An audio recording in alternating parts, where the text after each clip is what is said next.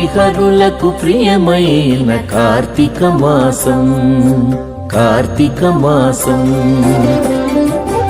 పవిత్రతకు మరో పేరు ప్రాతస్నానం, భవబంధము తొలగజేయు నందాదీపం.